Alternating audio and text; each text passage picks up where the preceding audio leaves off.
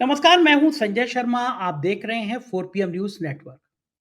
अंबानी साहब, मुकेश अंबानी साहब ने वो काम करके दिखा दिया जो कोई कर नहीं सकता था। मेरा दिल तो उनके प्रति श्रद्धा से भर गया। अब भरे भी क्यों ना, बताइए। वो ट्रम्प साहब जो लगातार भारत की बेइज्जती कर रहे थे, कभी हथकड़ी बेड़ी लगा के वापस कर दे रहे थे, कभी स्टूडेंट्स की पिटाई के वीडियो वायरल हो रहे थे।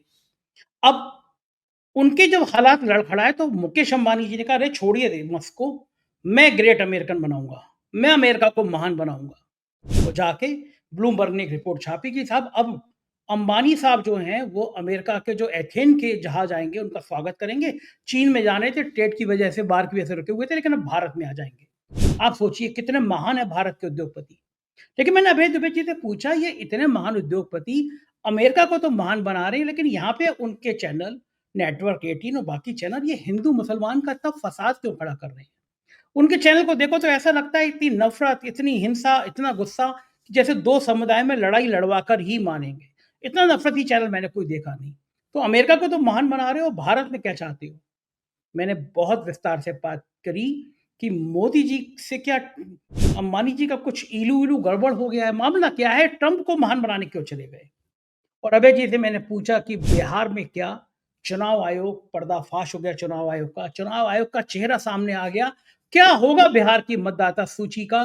क्या भारतीय जनता पार्टी ने अपनी हार सामने देख ली थी, इसीलिए ये सारा खेल रचा गया? रोचक बातचीत है, पूरी बातचीत सुनेंगे, आपको मजा आएगा। चैनल को सब्सक्राइब करिए, ज्वाइन करिए। चलते हैं अभय दुबे जी के पास। 4 PM न्यूज नेटवर्क में आपका स्वागत है। बहुत बहुत अभय दुबे जी।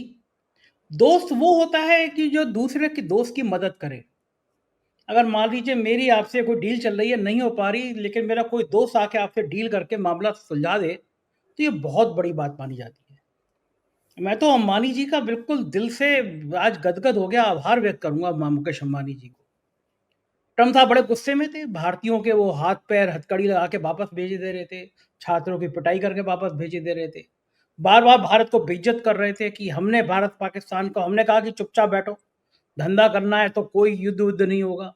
मतलब भारत की जितनी बेइज्जती कर सकते थे ट्रम्प, उतनी उन्होंने 4 3, 4, 5 महीने में की है। ऐसे बुरे वक़्त में भारतीयों को तो गुस्सा आ रहा था, सब कह रहे थे भाड़ में आए अमेरिका। वही जो उससे पहले इंदिरा गांधी ने भी जब एक बार परमाणु परीक्षण किए थे, तब भी अमेरिका ने बहुत सारे प्रतिबंध लगाए थे, और पाकिस्तान का बांग्लादेश के जब टुकड़े हुए थे तब भी लगाए थे, लेकिन तब भारत ने कह दिया था भाड़ में जाए अमेरिका, पाकिस्तानी के साथ में आना है आ जाए, इंदिरा गांधी ने भी कह दिया था। लेकिन ये दौर नहीं हो पाया, मोदी जी बेचारे थोड़े कमजोर हो गए होंगे किसी भी स्थिति में। लेकिन मुकेश अंबानी का कितना बड़ा हृदय ये मुझे आज देखने को मिला। मुकेश अंबानी तैयार हो गए हैं कि साहब एलन मस्क हट गया, मैं आ गया हजूर, मैं हूँ आपका सेवक। मैं फिर से एक ग्रेट अमेरिका बनाऊँगा, इसमें मदद करूँगा। ब्लूमबर्ग की रिपोर्ट आई है कि अमेरिका को ग्रेट अमेरिका बनाने के लिए मुकेश अंबानी तैयार हो गए हैं। बदले में जो एथेन के जहाज चीन जाने थे, वो भारत आ रहे हैं।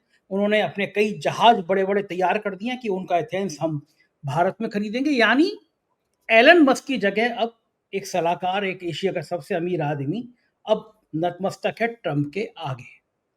तो कितना अच्छा लगता है कि ग्रेट अमेरिका। इंडिया में भली वो ये करते हो कि अपने नेटवर्क 18 पे वो दिन भर हिंदू मुसलमान के दंगे कराते हों, उनके भड़काऊ चैनल इतने इतने ज़्यादा भड़कीली बातें करते हैं उनके एंकर कि कहीं दंगा ना भड़क जाए। उन्हें भारत की ज़्यादा चिंता होना, लेकिन अमेरिका की चिंता है।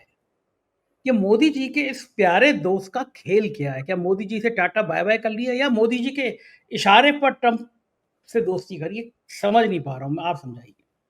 देखिए, भारत के जो 5 सबसे बड़े कारपोरेट घराने हैं, उनमें 2 कारपोरेट घराने हैं, एक अंबानी का और एक अदानी का। उसके बाद टाटा हैं, बिरला हैं और सुनील भारती हैं। ये 5 सबसे बड़े कारपोरेट घराने हैं। अ, जो अडानी और अंबानी के बीच की जो प्रतियोगिता, वैसे तो सारे लोग आपस में दोस्त हैं, इनमें कोई निजी तौर पे कोई अ, होड़ नहीं होती है। लेकिन अगर आप औद्योगिक प्रगति किसकी कितनी ज़्यादा हो रही है, इसके लिहाज से अगर देखा जाए, तो इन दोनों के बीच की जो होड़ है, उसमें अमेरिका की इस वक़्त एक ख़ास भूमिका है। वो भूमिका अमेरिका की ये है इसके अंदर कि अडानी जी जो हैं, वो अमेरिका में कुछ थोड़े-से मुकदमेबाजी के कारण थोड़े फँस गए हैं, मतलब जो है, हैं? इस चीज़ का लाभ जो है वो मुकेश अंबानी उठाना चाहते हैं। और जब 20 जनवरी को ट्रंप ने शपथ ली, तो मुकेश अंबानी ने अपनी पत्नी के साथ ट्रंप से विशेष किस्म की मुलाकात की। ट्रंप ने उनको मौका भी दिया मिलने का और उसकी तस्वीरें भी हम सब लोगों ने देखी। अच्छा, इसमें जहाँ तक अमेरिका को ग्रेट बनाने का सवाल है, अगर ऐसा कोई दावा रिलायंस की तरफ से किया जा रहा है, तो उसके ऊपर तो हम लोग सिर्फ मुस्कुरा ही सकते हैं। क्योंकि यहाँ तो पहले ही तो उनकी ड्यूटी भारत को ग्रेट बनाने की है। भारतीय अर्थव्यवस्था की इतनी बुरी हालत है, हम लोग सब जानते हैं उसकी कितनी बुरी हालत है, बेरोज़गारी की कितनी बुरी हालत है, महँगाई की कितनी बुरी हालत है। हम लोग चर्चा कर चुके हैं कि एक-एक व्यक्ति के ऊपर देश में कितना कर्ज़ चढ़ा हुआ है, पूरी भारत की सरकार कितनी कर्ज़ में डूबी हुई है, भारतीय अर्थव्यवस्था में निजी क्षेत्र, जिसकी सबसे बड़ी हस्ती 2-3 सबसे बड़ी हस्तियों में एक मुकेश अंबानी हैं। एशिया के सबसे अमीर आदमी हैं, तो ज़ाहिर है भारत के भी सबसे अमीर आदमी ही होंगे। तो वो जो निजी क्षेत्र का निवेश है, वो अर्थव्यवस्था में बहुत ही कमज़ोर है। तो उन्हें तो पहले भारत को ग्रेट बनाना है। यहाँ पर उनका दांव ये है कि उनका जो पेट्रोकेमिकल का बिज़नेस है, मुकेश अंबानी का, जो कि अडानी जी नहीं करते। अडानी जी की इंफ्रास्ट्रक्चर इंडस्ट्री है।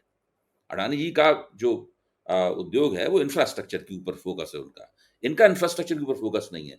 जो पेट्रोकेमिकल इंडस्ट्री है, उसमें रिफाइनरी के कामों में नैफ्था की बहुत ज़रूरत पड़ती है, नैफ्था की। तो अभी तक ये जब तेल को रिफाइन करते थे, तो उसमें से क्रैक करके नैफ्था निकालते थे। और उसमें केवल 20% ही नैफ्था निकलता था। अमेरिका में एथेन बहुत ज्यादा है। अमेरिका उस एथेन को एक्सपोर्ट करना चाहता है, निर्यात करना चाहता है। मुकेश अंबानी ने उसके साथ में एक इस तरह का संबंध कायम कर लिया है। जब इथेन आएगा, तो इथेन से जो नेफ्था बनाने की, इथेन से इथेनॉल बनेगा। और इथेनॉल जो है वो नेफ्था से भी ज्यादा प्रभावशाली है, कहीं ज्यादा सस्ता है और ज्यादा बड़े उसका बढ़ने का परसेंटेज बहुत ज्यादा है। इससे अंबानी के अंबानी का जो पेट्रोकेमिकल बिजनेस है, उसमें असाधारण लाभ होगा उनको। इतना ज्यादा लाभ होगा कि उनका टर्नओवर रॉकेट की तरह ऊपर जाएगा। अच्छा, अब इससे अमेरिका तो ग्रेट बनेगा नहीं। अब देखने की और अंबानी ग्रुप जरूर ग्रेट बन जाएगा इससे, लेकिन भारत ग्रेट बनेगा कि नहीं बनेगा ये भी नहीं पता है हम लोगों को। इससे भारत को क्या लाभ होगा। मुझे तो लगता ही है कि इसके पीछे एक सॉलिड बिजनेस प्रपोजिशन है मुकेश अंबानी का, जो एक तरह से अंबानी घराने की एक खास बात है कि वो वक्त से थोड़ा आगे जाके सोचते हैं और वो फायदा उठा रहे हैं इस बात का कि भारत का एक दूसरा बड़ा कारपोरेट घराना है जो अमेरिका में किन्हीं कारणों से फंस गया है, तो उसका लाभ उठा रहे हैं। तो वो उस प्रतियोगिता में, मुझे ऐसा लगता है, मेरा आकलन ये है कि वो आगे निकल जाना चाहते हैं। चूंकि ट्रंप को ये सब बातें बहुत प्रिय हैं, मेक अमेरिका ग्रेट, मागा वगैरह, ये सब बातें प्रिय हैं। तो अगर आप उसी मुहावरे में, उसी लहजे में बात करेंगे, या उसी लहजे में आपकी खबरें आएंगी, मीडिया में आपका नाम उसी लहजे में आएगा, तो ट्रंप के साथ में बातचीत करने में आपको ज्यादा सुविधा होगी, संवाद स्थापित करने में ज्यादा सुविधा होगी। तो मैं समझता हूं कि इसमें अंबानी घराने का ये एक बड़ा दांव है। इसका लाभ किसको होगा? अमेरिका को तो लाभ ये होगा कि अमेरिका बड़े पैमाने पर जो चीन को एथेन भेज रहा था, वो एथेन इनको दे देगा। तो अमेरिका का एथेन का एक्सपोर्ट बढ़ जाएगा, जो कि ट्रंप की जरूरत है। तो ट्रंप की यहां पर एक जरूरत पूरी होती हुई दिखाई पड़ती है। इससे ट्रंप को आर्थिक लाभ होगा, यानी अमेरिका की अर्थव्यवस्था को इससे लाभ होगा। और भारत और अमेरिका के बीच में जो ट्रेड डेफिसिट है, जिसमें भारत काफी ज्यादा आगे ऊपर है और अमेरिका नीचे है, उस ट्रेड डेफिसिट में ट्रंप का लक्ष्य ये है कि इस ट्रेड डेफिसिट को खत्म करना है। तो अंबानी अगर एथेन लेंगे, उससे ज्यादा से ज्यादा एथेन लेंगे, तो उस ट्रेड डेफिसिट को भी ठीक करने में ट्रंप को मदद मिलेगी। तो मैं तो आर्थिक दृष्टि से और राजनीतिक दृष्टि से इस बारे में केवल इतना ही सोच सकता हूं। जहां तक भारतीय अर्थव्यवस्था को इसके लाभ का प्रश्न है, ये चीज अभी सवालों के घेरे में है कि इससे भारतीय अर्थव्यवस्था को कितना लाभ होगा। क्या अंबानी के फैक्ट्रियों में, अंबानी की रिफाइनरियों में जो पेट्रोकेमिकल प्रोसेस हो रहा है, इथेन के आने के बाद में उससे बनने वाले जो प्रोडक्ट्स हैं, क्या भारत की जनता को सस्ते में मिलेंगे?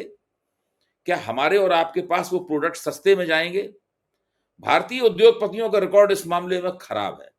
उनको जो भी लाभ होते हैं, जो भी टैक्स रियायतें मिलती हैं, अगर इथेन एक कच्चे माल की तरह यहाँ इस्तेमाल होगा, रॉ मटेरियल की तरह इथेन इस्तेमाल होगा, तो रॉ मटेरियल अगर उन्हें सस्ता मिलता है, बेहतर मिलता है, तो उसके लाभ वो उपभोक्ताओं को ट्रांसफर नहीं करते। ये अभी तक का रिकॉर्ड उनका है। वो कोशिश करते हैं कि उनके लाभ वो ज़्यादा से ज़्यादा अपने पास रख लें, अपनी तिजोरी में रख लें और उपभोक्ताओं को ट्रांसफ़र ना करें। मैं एक चीज़ और पूछना चाहता हूँ कि आपसे कि ग्रेट अमेरिका तो बना रहे हैं, हुँ, लेकिन जो मीडिया चैनल है, आपने देखा होगा तमाम बड़ी-बड़ी जो एजेंसियाँ हैं, उन्होंने कहा है कि तुम इतने नफ़रती है जो तुम थंबनेल लगा रहे हो उसको हटाओ। हुँ, कई वीडियो हटाने की बात की गई है। क्या हुँ, मिलता है देश का सबसे बड़ा अमीर आदमी है, उसको अपने चैनल बैठ के इतनी हिंसा की बातें करना, एक हुँ। समुदाय के लिए नफ़रत की बातें करना। उनको नहीं लगता होगा उनके चैनल पे ये जो भड़काऊ चीज़ें चल रही हैं, ये देश को बाँट रही हैं, देश के अंदर हिंसा का माहौल तैयार कर रही हैं। अंबानी को थोड़ी-सी भी लज्जा नहीं आती होगी कि देश ने उनको इतना इस पे दिया मुझे है। भी ताज्जुब होता है संजय जी, इस पे मुझे भी ताज्जुब होता है। देखिए, मीडिया में अंबानी का जो हस्तक्षेप है, वो उनकी कुल जो नेट वर्थ है, उसका कितना प्रतिशत है? बहुत मुझे तो ज़रा-सा। लगता है कि 1% भी नहीं होगा, हुँ, 0.5% भी नहीं होगा, उससे भी कम होगा। हुँ, बहुत कम होगा वो, ना के बराबर। उनके लिए पान खाकर पान की पीक जिस तरह थूकी जाती है, उस तरीके से है किसी चैनल को या किसी ग्रुप ऑफ चैनल्स को खरीद लेना और वहाँ पे 400-500 लोगों को तैनात करके वहाँ पे मीडिया में वो शुरू कर देना या तरह-तरह की मीडिया के कुछ शेयर खरीद लेना, ये बहुत मामूली बात है, ये कुछ है ही नहीं उनके लिए कतई। अच्छा, अंबानी को इस बात में कोई भी लाभ नहीं हो सकता कि देश में हिंदू और मुसलमान आपस में लड़ें या हुँ, मुसलमानों के खिलाफ नफरती बयान दिए जाएँ या हिंदू-मुसलमान दंगे का माहौल बना रहे, सांप्रदायिक माहौल बना रहे, इससे अंबानी को कोई लाभ नहीं हो सकता। अंबानी को ही नहीं, चाहे अदानी हो, देश का कोई भी पूंजीपति हो, उसको लाभ केवल एक ही सूरत में होता है, हो सकता है कि देश में शांति रहे, तनाव ना हो, बेचैनियाँ ना हो समाज में। लोग अपना चुपचाप रोज़ी-रोटी कमाएँ, आराम से रहें और एक-दूसरे के साथ भलमसात के साथ रहें, तभी बाज़ार को फ़ायदा होगा, तभी इन सब लोगों को फ़ायदा होगा।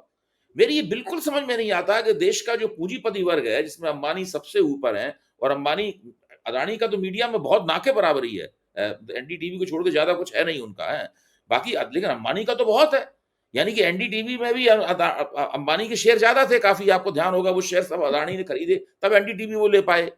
हुँ, ये तो जानकारी हम सब लोगों को है। तो ये लोग क्यों इस नफ़रती राजनीति को प्रोत्साहन देते हैं? भाई सही अंबानी ने जो अपने मैनेजर अंबानी खुद तो ना देखते होंगे अपने चैनलों को, हैं?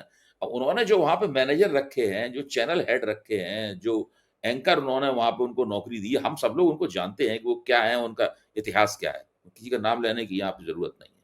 वो आज क्या कर रहे हैं, कल क्या कर रहे थे, हम सब लोग ये भी जानते हैं। पहले किस चैनल में थे, अब किस चैनल में हैं, पहले चैनल थे, क्यों वहाँ से आए, हम लोग ये भी जानते हैं। इसके बावजूद भी मैं ये समझने में अभी तक नाकाम हूँ कि ये लोग ऐसा क्यों करते हैं? भाई अगर भारतीय जनता पार्टी का ये पॉलिटिकल गेम है कि सारे चैनल जो हैं वो एक नफ़रती हवा चलाते रहें। अगर भाजपा का ये पॉलिटिकल गेम खेलने से उनको क्या फ़ायदा है? अगर अंबानी आज की तारीख में बैठ के तय करते हैं कि हम एक नफ़रती चैनल नहीं चलाएँगे।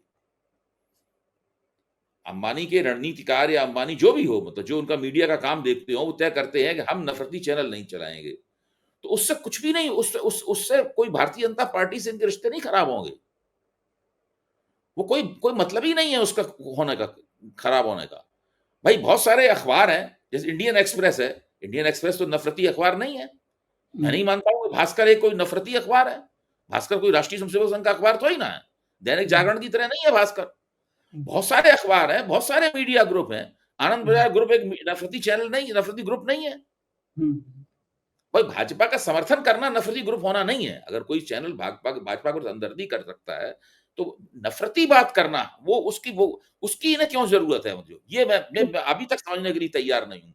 बिल्कुल सही आज ये बात है। अगर तय करते हैं आज अगर ये तय करते हैं कि हम ये नहीं करेंगे, इनका कोई कुछ नहीं बिगाड़ सकता। यहाँ तक कि इनकी प्रतिष्ठा और अच्छी होगी। बिल्कुल ठीक बात। इसकी साख समाज में बढ़ेगी, इनकी ब्रांड वैल्यू बेहतर होगी। अंतर्राष्ट्रीय जगत पे ये बेहतर होंगे। ये सही, भारतीय जनता पार्टी का फेंका गया दाना क्यों चुगते हैं? ठीक बात है, बिल्कुल ठीक बात है। ये एक सवाल है मतलब जो आपने बहुत सही उठाया है सवाल। बिल्कुल ठीक बात है। एक और साहब हैं जिनके कारनामे मुझे कभी समझ में नहीं आते हैं, वो धनखड़ साहब। वो रह के निशिकांत दुबे की तरह उनको दौरे पड़ते हैं सुप्रीम कोर्ट को लेके। अब वो पूछ रहे हैं कि सीबीआई के डायरेक्टर चुनने में भई सुप्रीम कोर्ट का क्या काम है? सुप्रीम कोर्ट क्यों टाँग अड़ा रहा है? मतलब धनखड़ साहब को चाहिए कि वो और मोदी जी मिलके सीबीआई का डायरेक्टर बना दें, उनके मन में भाव ऐसे ही आता होगा। क्या हो गया धनखड़ साहब को? एक हाउस के वो सभापति हैं, एक प्रतिष्ठित इमेज है, हाउस की इमेज है। क्यों ऐसा बंटाधार कर रहे हैं वो? देखिए वो देश के उपराष्ट्रपति हैं, उनको बोलने से हम लोग रोक नहीं सकते। और लेकिन हम इतना ज़रूर कर सकते हैं कि उनकी जो बातें कह रहे हैं, उसको एक कान से सुनें और दूसरे कान से निकालें।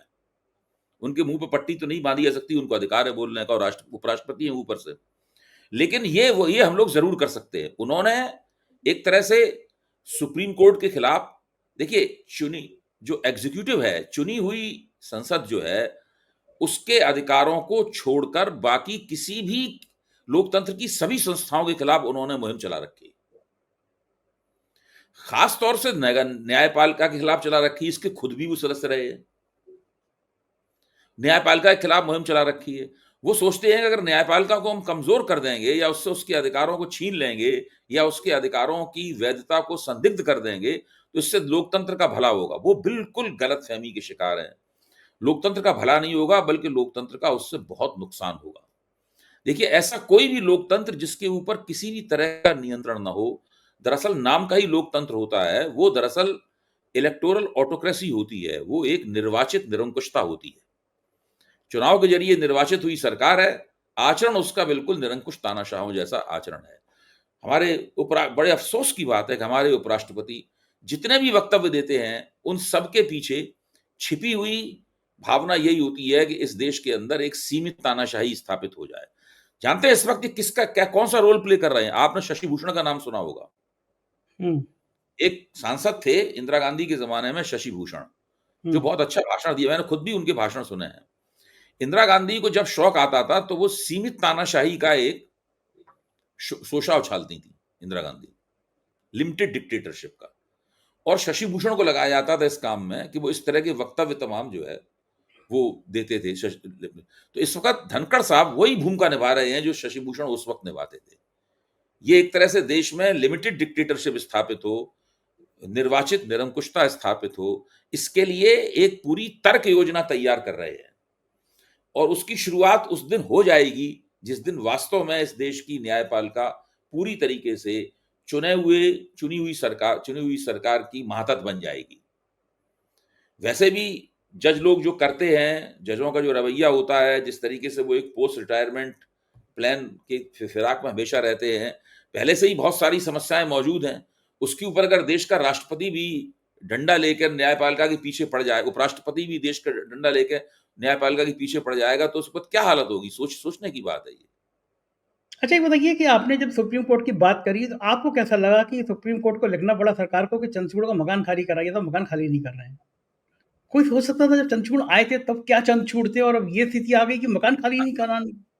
अब देखिए उनका तर्क ये है कि मेरे बच्चे जो हैं वो कुछ अ, वो विशेष किस्म के हैं, यानी मतलब बिल्कुल जिस तरह से सामान्य बच्चे होते हैं उस तरह के नहीं हैं, इसलिए मुझे एक हमने वक़्त माँगा था, तो वो वक़्त भी तो मई में गुज़र चुका है। 6 महीने वो पूरे हो गए हैं। हाँ, वो मई में गुज़र चुका है। उनको स्वयं ही उसको छोड़ देना चाहिए था। और जिस घर के बारे में कह रहे हैं कि वहाँ का घर मिला हुआ है तुगलक लेन के ऊपर, वहाँ काम-काज चल रहा है, तो फिर उन्हें उसके लिए अलग से फिर परमिशन और माँगनी चाहिए थी। अगर मान लीजिए वो काम-काज नहीं चल हो पा रहा, तो कुछ न कुछ नियम कानूनों का पालन करना चाहिए और परमिशन माँगनी चाहिए थी, विशेष रूप से महीने भर की, 15 दिन की और परमिशन हो जाती। जो आधा बना हुआ घर है, उसी के अंदर चले जाते। एक व्यक्ति को, एक परिवार को एक घर में रहने के लिए कितने कमरे चाहिए? वही तो कह रहा हूँ कितने अब कमरे सब चाहिए? वहाँ लोग तो 2-2 वैसे ही 10-12 अब 15 सब लोग कमरे से 2 या 3 कमरों के घरों में रहते हैं। हमारे बच्चे भी इन्हीं घरों में पले-बड़े हैं। हमको कोई हुँ, 10 घर का 15 कमरों का 15 बेडरूम का घर थोड़ी ना चाहिए हमें। हमें वो किसी ठीक है। बंगले की ज़रूरत थोड़ी ना है। लेकिन फिर भी अगर आप देश के मुख्य न्यायाधीश रहे हैं, तो आपको ज़्यादा बड़ा घर में रहने की आदत हो गई है आपको, तो ठीक है, लेकिन जो नियम कानून वग़ैरह हैं, उसके हिसाब से भी तो चलना चाहिए। अब जो मौजूदा मुख्य न्यायाधीश हैं, वो सोच रहे होंगे कि ये बंदा तो जो घर मुझे मिलना चाहिए था, उसमें बैठा हुआ है, रिटायरमेंट के बावजूद। और संजीव खन्ना तो चले गए, उनको मकान ही नहीं मिल पाया। हाँ, 6 मकान ही महीने नहीं मिल वो पाया। और ये भी हाँ, चले जाएँगे, इनके भी बहुत कम दिन बचे हैं, गवई हाँ, साहब के। वही साहब के ज़रिए होती हैं। हाँ, बताइए बहुत कम दिन एक बचे हैं। जब वो आए थे तो कितनी बड़ी-बड़ी बातें होती थी। वो जी, गणेश जी की आरती ने शायद सब गड़बड़ कर दिया, चेहरा गणेश जी की सामने। आरती है, ये राम जन्मभूमि वाला फैसला है, ये तमाम बहुत सी चीज़ें इस तरह की हैं, बहुत चीज़ें इस तरह की। अब इस समय फिर सुप्रीम कोर्ट पे निगाहें हैं पूरी देश की क्योंकि बिहार में जिस तरह का खेल हो रहा है। महाराष्ट्र में तो आराम से हो गया वोटर लिस्ट में काम, हरियाणा में हो गया वोटर लिस्ट में काम, दिल्ली के चुनाव ने पोल खोल दी कि मसला ईवीएम में नहीं है, मसला वोटर लिस्ट में है। 5 बजे के आस-पास जो वोटिंग बढ़ती है, खेल उसमें है। अब जी, बिहार में शाम की 5 वाली वोटिंग लिस्ट में तो खेल हो नहीं सकता। तो चुनाव आयोग ने जो फरमान जारी किया, फिर विपक्ष इस तरह तेवर में आया, फिर फरमान वापस लिया, मामला सुप्रीम कोर्ट तक पहुँच गया। लोकतंत्र के लिए इस इमरजेंसी के बाद क्या ये सबसे खतरनाक हालात नहीं है कि आप कह रहे हो 20% वोट, 2 ढाई करोड़ वोट काटने की बात अपने मन से करने लगे हो, कहने लगे हो, कोई दस्तावेज नहीं, कोई प्रमाण नहीं, आधार से लिंक नहीं करना चाहते हो वोटर आईडी कार्ड को। कितना खतरनाक महसूस कर रहे हैं डेमोक्रेसी के लिए आप इस बात को? देखिए जब नए मुख्य चुनाव आयुक्त आए थे, तो आते ही उन्होंने ऐलान किया था कि हम आधार कार्ड को वोटर आई कार्ड से लिंक करने का अभियान ज़बरदस्त रूप से चलाएँगे।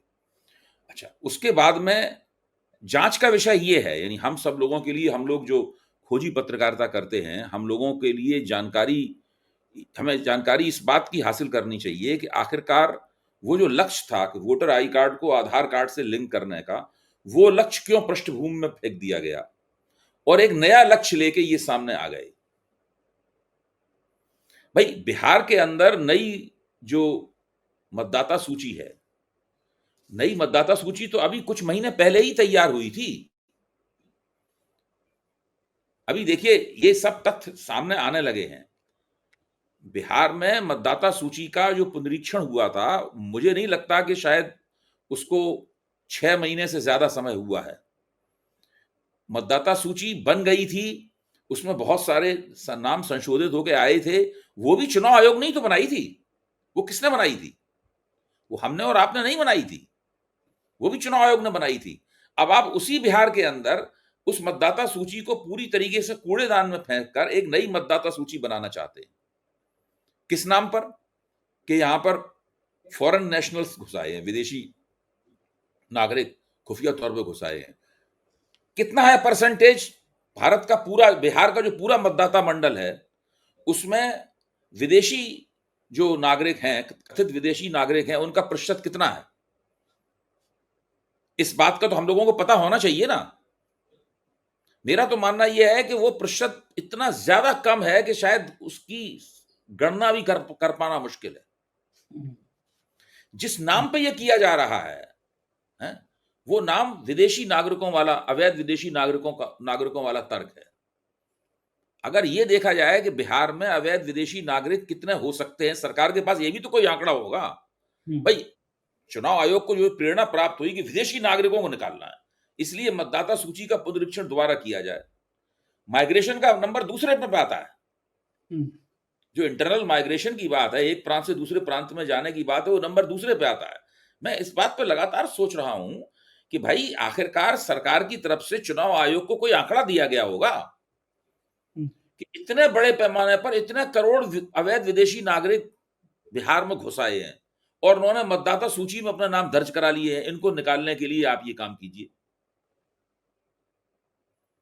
तो वो आंकड़ा मिलना चाहिए ताकि हुँ, हम लोग इस काम की जो गंभीरता है उससे वाकिफ हो सकें। हुँ, अच्छा, अब इसमें क्या है, चूंकि चारों तरफ से विरोध हो रहा है?